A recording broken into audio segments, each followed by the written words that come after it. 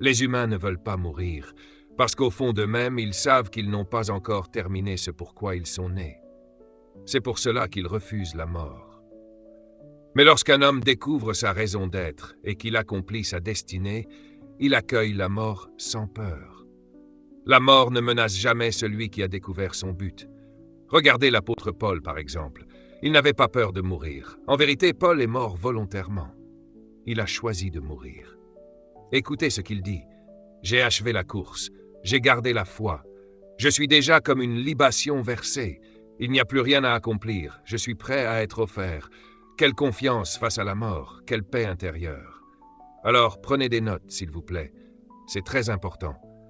Je veux vous parler de deux mots puissants. Le but et la destinée. Et dans cette première partie, nous allons nous concentrer sur les lois du succès personnel selon la perspective du royaume de Dieu. Parlons du succès pendant un instant. Le succès est quelque chose que chaque être humain désire. Tout le monde veut réussir. Mais pour réussir dans la vie, il y a 5 questions fondamentales que vous devez absolument répondre. Chaque être humain sur Terre, y compris la personne assise sur votre chaise en ce moment, essaie de répondre à ces 5 questions. Ces 5 questions contrôlent la race humaine. Elles motivent tout ce que nous faisons. Elles sont la source de nos décisions, de nos ambitions, de nos frustrations et même de nos péchés. Elles sont à l'origine de toute criminalité, de toute corruption, de tout divorce, de toute famille brisée. Tout problème humain trouve sa racine dans ces 5 questions. Autrement dit, notre quête pour répondre à ces 5 questions explique tout notre comportement. Et si vous êtes ici aujourd'hui ou si vous regardez cette vidéo dans le monde entier, c'est à cause de ces 5 questions. J'ai résumé toute la vie humaine en 5 questions. Écrivez-les. Qui suis-je? Une question difficile. La plupart des gens n'y ont jamais réfléchi sérieusement, et ceux qui le font sont souvent effrayés de ce qu'ils pourraient découvrir. La majorité des humains vivent toute leur vie sans jamais répondre à cette question. Qui suis-je vraiment? D'où viens-je? Encore une question à laquelle 89% de la population mondiale n'a jamais répondu. Et je ne parle pas de ton pays ou de ta couleur de peau. Quand je dis d'où viens-tu, je ne parle pas de géographie ni d'ethnie. Je parle de source. Tu dis peut-être, je viens d'Afrique, ou je viens de la Jamaïque, ou du Brésil. Non, ce n'est pas vrai. Tu es tellement mélangé que tu ne saurais même pas par où commencer. Mais ce n'est pas ça la vraie question. Car tu ne pourras jamais savoir qui tu es, tant que tu n'as pas découvert d'où tu viens. Et tu ne pourras jamais savoir d'où tu viens, tant que tu ignores qui tu es. C'est un cercle sans fin. Pourquoi suis-je ici? Voilà la question la plus cruciale. C'est la question du but. Pourquoi ai-je été conçu? Pourquoi suis-je né? Tant de gens dans cette salle ou qui m'écoutent maintenant n'ont jamais vraiment répondu à cette question. Si tu ne sais pas d'où tu viens, et si tu ne sais pas qui tu es, tu ne pourras jamais comprendre pourquoi tu es ici. Que puis-je faire? C'est la question du potentiel. Quelles sont mes véritables capacités? Qu'est-ce que Dieu a placé en moi? Je te le dis, 95% des gens vivent en dessous de leur potentiel. Tu n'utilises peut-être que 10% de ton cerveau aujourd'hui. Et ce que tu es en train d'appeler ton succès, Dieu en a honte parce qu'il sait ce qu'il a mis en toi. On te dit tu es un génie juste parce que tu utilises 1% de plus que les autres. C'est dire combien notre société se contente de la médiocrité. Et le pire, c'est que notre culture essaie de définir ton potentiel à ta place. Le système éducatif, par exemple, est ton plus grand problème. Il essaie de te mesurer à travers un examen. Et si tu rates un test, on te dit « tu es moyen ». Mensonge. Tu as juste passé une mauvaise journée, c'est tout. C'est pour cela que les plus grands du monde sont souvent ceux qui ont quitté l'école. Bill Gates, Steve Jobs. Parce que le système n'a pas les outils pour mesurer la grandeur que Dieu a mise en toi. Alors je te le dis, ne crois pas tout ce qu'on t'a dit sur toi. Certains d'entre vous vivent encore sous l'étiquette d'un bulletin scolaire de 20 ans. On t'a dit que tu n'étais pas doué, pas créatif, pas intelligent, et tu l'as cru. Mais la Bible dit que Dieu soit reconnu pour vrai et tout homme pour menteur. Ce que les gens pensent de toi ne définit pas qui tu es. Où vais-je? C'est la question du destin. Où vais-je? Où conduit ma vie? C'est la direction, la destination de ton existence. Toutes ces questions, identité, origine, but, potentiel et destinée, résument toute la vie humaine. Et laisse-moi te dire quelque chose de fondamental. Le désir de réussir est universel. Tout le monde veut réussir. Mais écoute-moi bien. Le succès est prévisible, et l'échec aussi. Tu peux prévoir si quelqu'un réussira ou échouera avant même que cela arrive. Parce que la vie est conçue pour fonctionner selon des lois. Dieu a créé la vie pour qu'elle soit prévisible. Il a fait du succès quelque chose de contrôlable. Ce que je suis aujourd'hui, je l'ai décidé. C'est pourquoi tu dois arrêter de blâmer les autres pour ta situation. Ce que tu es aujourd'hui, que tu sois pauvre, brisé, frustré ou dans la plénitude, tu l'as décidé. Souviens-toi de ceci. Le succès n'est pas une question de chance, c'est une question de loi. Et si tu comprends et appliques les lois du royaume, le succès deviendra inévitable. Peu importe ce que tu décides, c'est ce que tu deviens. En d'autres termes, la vie a été conçue pour que tu réussisses, parce que Dieu a besoin que tu réussisses. Ta réussite est bonne pour Dieu. Il y a une raison à cela. Dieu a intégré le succès dans toute la création, car le succès de tout ce que Dieu a créé protège sa réputation. Écris cela quelque part. Le succès de tout ce que Dieu a créé protège la réputation de Dieu. Quand j'ai compris cela, j'étais jeune, à peine 16 ans. Et depuis ce jour, je suis devenu dangereux. J'étais déjà audacieux sans peur. Pourquoi? Parce que j'ai découvert que Dieu m'a créé, il m'a conçu pour réussir, et que ma réussite est dans son intérêt. Je vais t'expliquer. Chaque fabricant, chaque constructeur met son nom sur son produit. Regarde bien, tes chaussures ont un nom, ta robe a une étiquette avec un nom, ton sac a une marque, ta voiture a un symbole, ton téléphone aussi. Apple a une pomme, Mercedes-Benz a une étoile, Rolls-Royce a son emblème. Ce symbole, ce nom, c'est ce qu'on appelle l'image. Et écoute bien, le dernier élément qu'un fabricant appose sur un produit, c'est son image. Ils ne la mettent qu'à la fin, quand le produit est terminé, testé et approuvé. Aucune voiture ne reçoit le logo avant d'être finie. Aucun ordinateur Apple ne reçoit la pomme avant la fin du processus. Le nom vient toujours à la fin. Maintenant, comprends ceci. Aucun produit ne quitte une usine tant qu'il n'a pas été testé. Chaque téléphone, chaque voiture, chaque appareil est testé avant d'être emballé.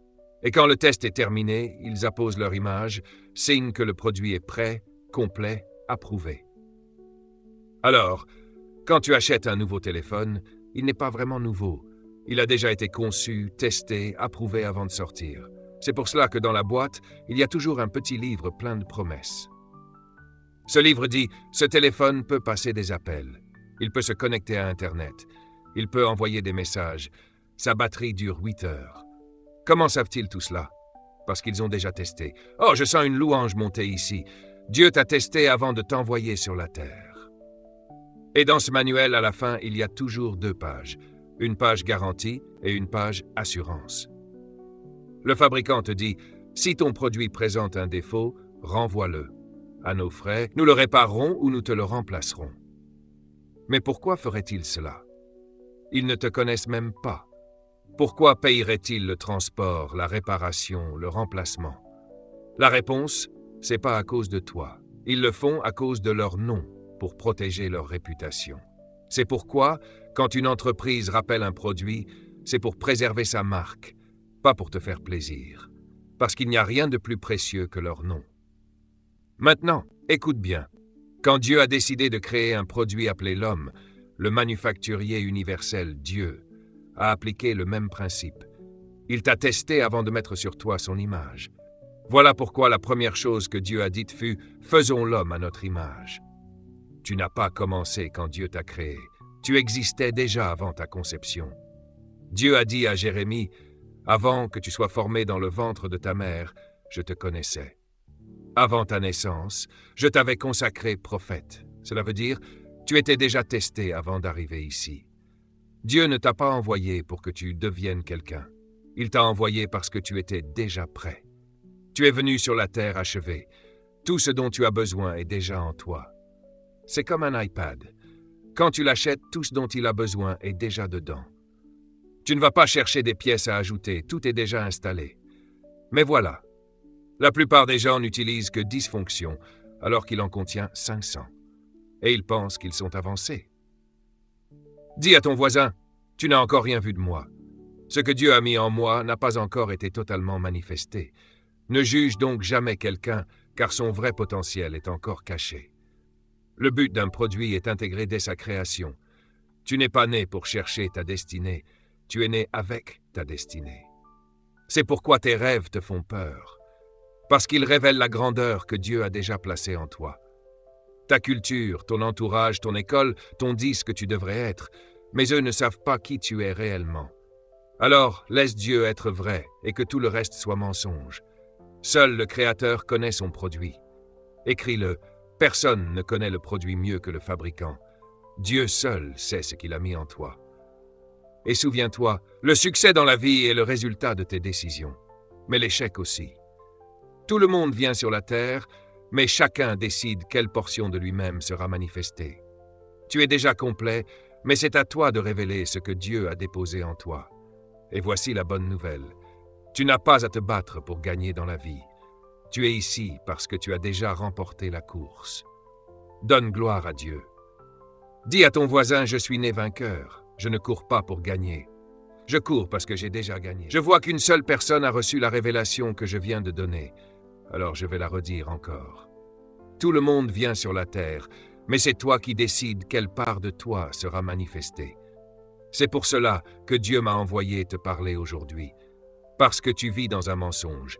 Tu as accepté ce que les autres t'ont dit que tu étais.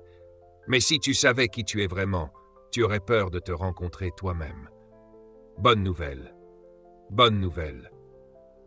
Bonne nouvelle, tu n'as plus besoin d'essayer de gagner dans la vie. Tu es ici parce que tu as déjà gagné. Alléluia. Donne gloire à Dieu. Dis à ton voisin, j'ai gagné la course. Je suis venu comme un vainqueur, pas comme un perdant. Je ne cours pas pour gagner. Je cours parce que j'ai déjà remporté la victoire. Acclame le Seigneur. Et voici encore une bonne nouvelle. Dieu n'aurait jamais permis que tu commences s'il ne t'avait pas déjà terminé. Lise bien ce que dit le verset. J'annonce dès le commencement ce qui doit arriver et longtemps d'avance ce qui n'est pas encore accompli. Ésaïe 40. Cela veut dire que ton avenir n'est pas devant toi. Ton avenir est en toi. Ton futur est enfermé à l'intérieur de ton commencement. Dieu ne place jamais le futur de quoi que ce soit devant la chose elle-même. Pourquoi? Parce qu'il est le Dieu qui finit avant de commencer. Tu es arrivé sur la terre avec ta fin déjà incluse dans ton départ. Quand il t'a envoyé achevé, complet, prêt, testé. Voilà pourquoi Dieu dit « J'annonce dès le commencement ce qui doit arriver ». Comment peut-il annoncer ce qui va arriver? Parce que ce qui va arriver est déjà arrivé en lui. Il commence toujours avec la fin. Dieu a mis à l'intérieur de toi tout ce que tu es censé devenir. Mais ce que tu es vraiment est encore enfermé à l'intérieur de toi. Et quand Dieu te montre ton futur, ce n'est pas une imagination. C'est une réalité spirituelle déjà existante qu'il te révèle peu à peu. C'est pourquoi il ne te montrera jamais une chose qui n'existe pas déjà en toi. Écoute bien ceci. Dieu t'a montré ton futur parce qu'il l'a déjà terminé. Maintenant, laisse-moi t'expliquer quelque chose que très peu comprennent. Dieu t'a ordonné de vieillir, mais jamais de grandir. Tu es confus? Laisse-moi t'expliquer. Ton problème, c'est que tu as vieilli, mais tu as aussi laissé ton esprit vieillir. Tu te souviens quand tu étais enfant? Tu croyais tout ce que tu imaginais, tu croyais que tout était possible. Puis tu as grandi et ils ont commencé à te dire « Sois réaliste, arrête de rêver, redescends sur terre. » Ce sont des tueurs de rêves, et ils t'ont entouré toute ta vie. Souvent, ils ont commencé par être tes propres parents. « Fils, arrête de rêver, trouve-toi un travail. » Ne choisis pas ce que tu aimes, choisis ce qui rapporte de l'argent. Et petit à petit, ils ont tué ton rêve. Ils ont éteint le feu que Dieu avait placé en toi. On t'a dit, tu ne seras jamais mère, tu ne seras jamais docteur. Contente-toi de conduire un bus. Et tu as cru à ce mensonge. Mais je te le dis aujourd'hui, ce que tu pensais être quand tu étais enfant, c'était ton vrai toi. C'est ce que Dieu avait mis dans ton cœur avant que le monde ne te déforme. C'est pour ça que tu es malheureux aujourd'hui. C'est pour ça que tu détestes le lundi matin, que tu souffres dans les embouteillages et que tu supportes un travail que tu hais. Parce que tu fais quelque chose que tu n'es pas. Ils ont tué ton vrai toi. Alors Jésus est venu 2000 ans plus tard pour te dire ceci.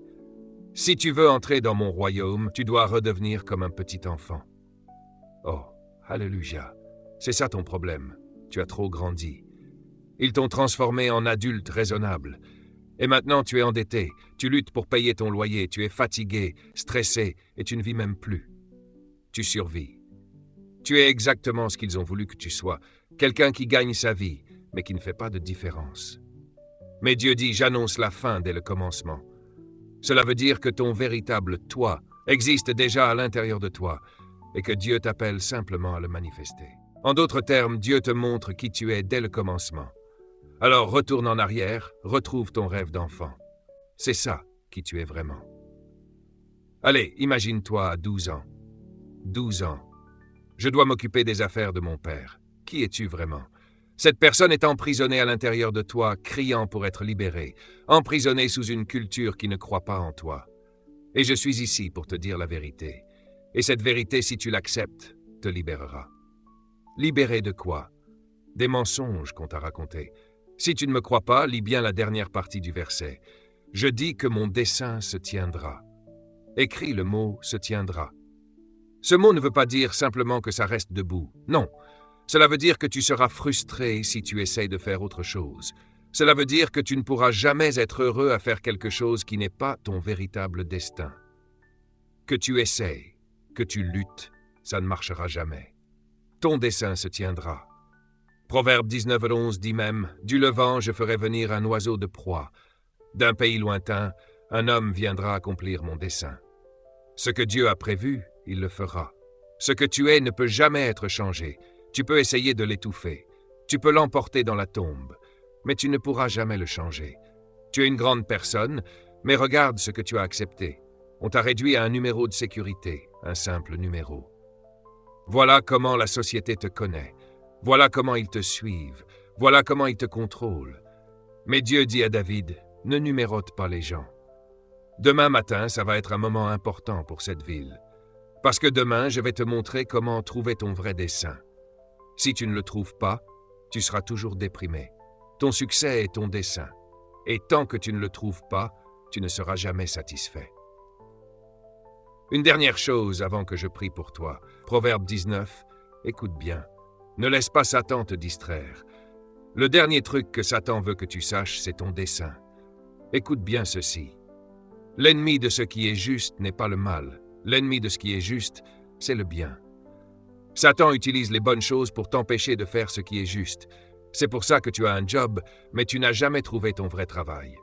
Cette ville t'a dit, trouve un travail. On t'a entraîné pour obéir à un emploi. On t'a embauché pour ton emploi.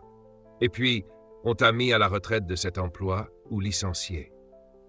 Mais il y a une différence immense. Ton job, c'est ce pourquoi il te paie. Ton travail, c'est ce pourquoi tu es né.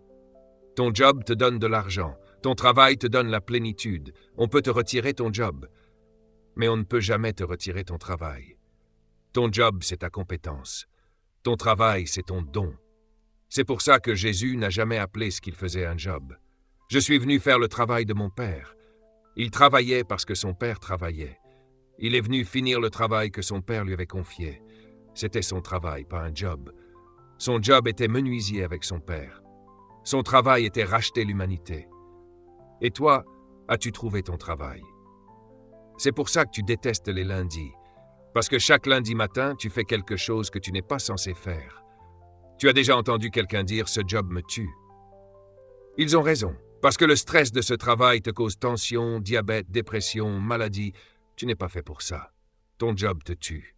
Mais ton travail, lui, te donne la vie. Ton dessein te préserve. Je veux que tu passes par la table des livres. S'il te plaît, je t'en supplie. Je ne suis pas là pour vendre des livres. Hé, moi je suis libre. J'ai un jet garé là-bas avec mon nom dessus. Je suis né dans une famille de 11 enfants. Une mère, un père, 11 enfants. Sur une île de 7 miles de large et 20 milles de long, dans une maison en bois, dans le village le plus pauvre de mon île, appelé Bankstown. Je suis né dans une maison en bois de 2 chambres avec 11 enfants, une mère, un père. Mon père et ma mère dormaient dans une pièce avec une cloison. Mes 7 sœurs dormaient dans une pièce. Et nous, les garçons, 4 d'entre nous dormions par terre. Je me souviens avoir dormi sur ce plancher en bois avec des rats qui couraient sur nous la nuit et chaque matin, des plaies sur nos corps à cause des moustiques qui nous dévoraient dans cette chaleur des Bahamas. Je me souviens que quand il pleuvait, l'eau tombait sur moi. Je mettais des seaux le long du plancher et je dormais autour des seaux. Ne me parle pas de pauvreté. Une seule paire de chaussures pour toute l'année et on mettait du carton dedans quand ça s'usait. J'allais à l'école pieds nus. Je sais ce que c'est de manger du corned beef en boîte pour le dîner du dimanche et du cou de poulet pour les occasions spéciales. Ne me parle pas de pauvreté. Et mon père était pasteur baptiste. Alors ne me parle pas de religion. La religion n'aide pas. C'est pour ça que je prêche le royaume. Le royaume m'a appris mon dessin et je suis devenu libre des jobs. Je suis allé à l'université sans un sou. Mes parents n'ont jamais payé un centime pour mes diplômes universitaires. J'ai 3 licences, un master et 5 doctorats. Pas un centime de mes parents. Et moi, j'envoyais de l'argent à mes parents quand j'étais à l'université. Je sais de quoi je parle. Tu dois trouver ton dessein, mon frère. Personne ne peut retenir un homme qui connaît son dessein. C'est comme une graine qui devient un arbre. Une fois qu'elle est dans le bon environnement, tu ne peux pas l'arrêter. Je crois que Dieu t'a envoyé ici ce soir pour recommencer. Lève-toi un peu et rends-lui gloire. Juste adore-le un peu. Allez, adore-le un peu. Il t'a envoyé ici, jeune homme, pour passer par-dessus. Abraham n'a commencé qu'à 75 ans. Il y a de l'espoir pour toi. Dis à ton voisin, il y a de l'espoir pour toi. Cette église n'est pas tout ce pourquoi tu es né. Ne te gare pas ici. Ton rêve n'est pas ce que tu vis en ce moment. Ce n'est pas ce que tu as rêvé. Ce n'est pas ce que tu as vu. Si l'endroit où tu es n'est pas ce que tu as vu, alors ce que tu fais est temporaire. Je vais le dire encore une fois à quelqu'un. Si ce que tu fais n'est pas ce que tu as vu, alors ce que tu fais est temporaire. À partir de maintenant, quand tu iras au travail le lundi matin, souris en entrant. Dis à tout le monde, « Bonjour tout le monde, j'ai une annonce à faire. Ceci est mon emploi temporaire. Assieds-toi dans ta voiture quelque part et dis à ton voisin, « Ceci est mon moyen de transport temporaire. » Si ce que tu vois n'est pas ce que tu as vu, alors ce que tu vois est temporaire. Comprends-tu ça? Proverbe 19, verset 21. Beaucoup de projets sont dans le cœur de l'homme, mais c'est le dessein de l'Éternel qui s'accomplira. Lis-le encore avec moi. Beaucoup de projets sont dans le cœur de l'homme, mais c'est le dessein de l'Éternel qui prévaudra. Dieu dit, tu as tous ces projets pour ta vie, ce que tu veux faire, où tu veux aller, ce que tu veux construire, qui tu veux épouser, quel genre d'entreprise ou de ministère tu veux. Il dit, tous ces projets, je les connais, mais j'ai déjà un dessein pour ta vie. Cette écriture signifie 3 choses. Écris-les. Le dessein est plus puissant que les plans. Le dessein est plus important que les plans. Le dessein précède les plans. Je répète, le dessein est plus puissant que les plans. Comment je le sais? Il dit qu'il prévaudra sur tes projets. Le dessein est plus important que les plans. Il dit, avant que tu fasses un plan, j'ai déjà un dessein pour ta vie. Le dessein précède les plans. Avant même que tu sois conçu pour faire un plan, j'avais déjà un dessein pour ta vie. Et souviens-toi, Dieu ne commence jamais sans avoir fini. Tu es déjà terminé. C'est pour ça que tes rêves sont si grands. Tu vois déjà ta fin. Pour la joie qui était devant lui, il pouvait endurer la croix, la honte, les critiques. Pourquoi? Parce qu'il avait déjà vu la fin. Il s'est vu assis sur le trône, régnant. Arrête d'avoir peur de toi-même. Arrête de t'auto-saboter. Retourne à ton rêve. Le rêve qui ne veut pas mourir, celui que tu étouffes avec ton quotidien. Reviens à ton état d'enfant. Je disais à mon père il y a des années, « Papa, je veux voyager autour du monde et conseiller les gouvernements. » Mon père m'a demandé, « Tu crois que c'est possible, fiston ?» J'avais 14 ans. J'ai répondu, « Oui. » Il a dit, « Alors je ne sais pas comment, mais tu dois y croire. » Mon père m'a dit la même chose que le père de Joseph à son fils. Joseph avait un rêve. Il s'est vu assis sur un trône, et ses frères s'inclinaient devant lui. Et il était le plus jeune. Il court voir son père. « Père, j'ai fait un rêve.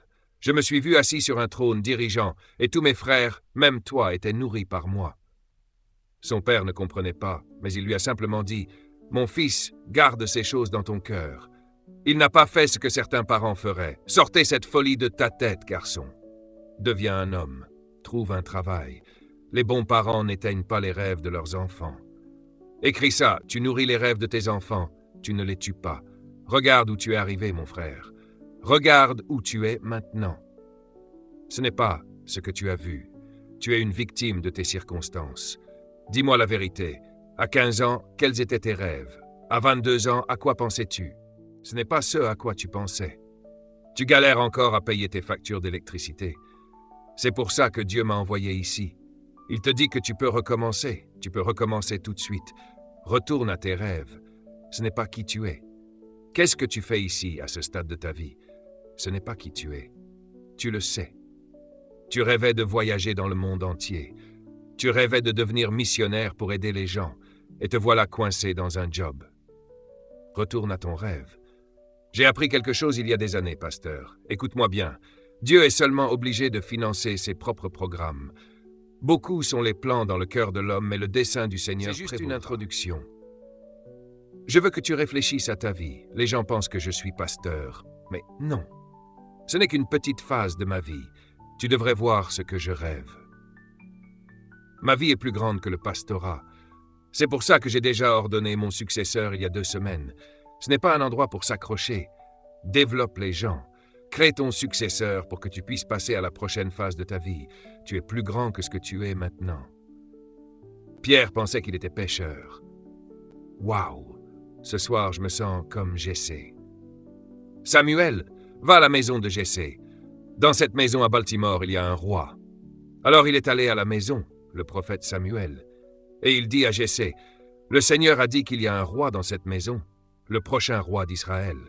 Le prochain maire de cette ville est dans ce bâtiment ce soir. La prochaine conseillère municipale est ici ce soir. Le prochain président du conseil scolaire est dans cette salle ce soir. Je me demande qui est ici ce soir. Es-tu coincé dans un job stupide? Il y a un roi dans cette maison. Jessé dit, j'ai 12 fils. Le prophète dit, fais-les sortir.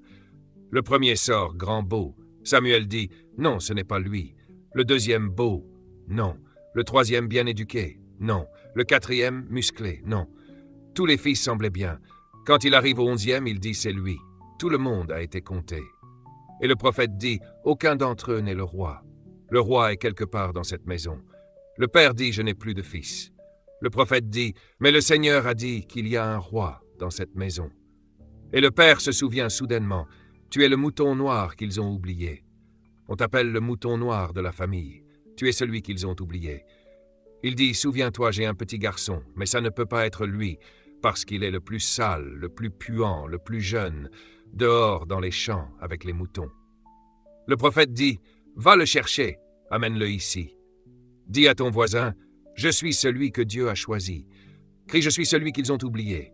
Dis-le fort, je suis celui que Dieu a choisi. Je suis celui que Dieu a choisi. Personne ne connaît ta grandeur. Coincé dans les champs avec les moutons, ils se demandent qui tu es vraiment. Ils vont chercher le petit garçon. La Bible dit que David avait les jambes arquées, rudi. Rudi signifie qu'il était plein de taches de rousseur, sale, jambes arquées. Oui, papa, il dit, entre dans la maison, gamin. Il entre, il sent les moutons, sales. Et dès que le prophète se retourne et regarde le garçon, sa main s'étend vers l'huile. Il dit, voici le roi. Coincé dans un garçon berger, il était le roi d'Israël. Je me demande qui est piégé en toi. Je suis venu pour verser l'huile sur ta tête, pour te dire qu'ils ne savent pas qui tu es. Ils pensaient que tu étais le plus petit de la famille. Tu ne réussiras jamais. Tout ce que tu fais, c'est travailler et mourir à payer des hypothèques. Mais Dieu dit, pas du tout. Tu es le propriétaire d'une entreprise. Il y a un roi, il y a une reine assise sur ta chaise. Prions, va prier pour toi maintenant. Prie ce que tu ressens devant Dieu. Prie, ne parle pas à voix haute. Prie, Seigneur, je veux être ce que tu veux que je sois. Aide-moi à découvrir qui je suis vraiment. Montre-moi moi-même. Reconnecte-toi avec toi-même. Personne ne te connaît. Personne ne sait qui tu es sauf le fabricant. N'accepte plus l'opinion de personne. Sois délivré des étiquettes historiques. Retrouve-toi. Retourne à ton enfance. Sois enfantin. Crois ce qu'il t'a montré. Que ton dessein soit accompli, Seigneur. Pardonne-nous, Seigneur, pour avoir été quelqu'un d'autre. Délivre-nous, Seigneur, d'être quelqu'un d'autre. Empêche-nous d'être comme les autres. Plus d'imitation. Je veux être moi-même. Seigneur, tu m'as montré. Maintenant, montre à chacun qui il est. Tu l'as fait pour moi, Seigneur. Tu peux le faire pour tous dans cette salle et pour les milliers qui regardent ce programme dans le monde entier, où que vous soyez, vous n'êtes pas une erreur. Vous avez gagné la course pour une raison. C'est pour ça qu'il t'a mis sous le capot. Pour que tu rencontres toi-même. Père, j'ai livré ta parole à ton peuple. J'ai fait mon devoir. Maintenant, Saint-Esprit, c'est ton travail. Travaille en nous, Seigneur Père Céleste, merci. Il y a des livres ici, non écrits. Commence à écrire. Des magazines qui devraient être publiés. Recommence. Des centres de soins à établir. Arrête de procrastiner. Mets-le sur papier. De la musique à produire. Qu'attends-tu? De la poésie à écrire. Fais-le. Une école à construire. Une entreprise à lancer. Un centre de cosmétologie. Vas-y. Ne cherche pas un emploi, cherche un déploiement. Ne rêve plus de petits rêves. Commence exactement là où tu es.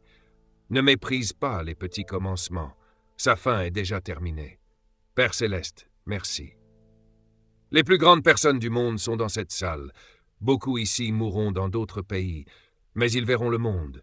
Leurs rêves deviendront réalité, car tu ne nous permettras jamais de voir ce qui n'existe pas déjà. Merci, Père. Chaque domaine d'influence. Ça inclut l'éducation, l'hôtellerie, la police, la politique, tous les domaines. Dieu dit, je veux que mon peuple apporte ma nature dans chaque discipline.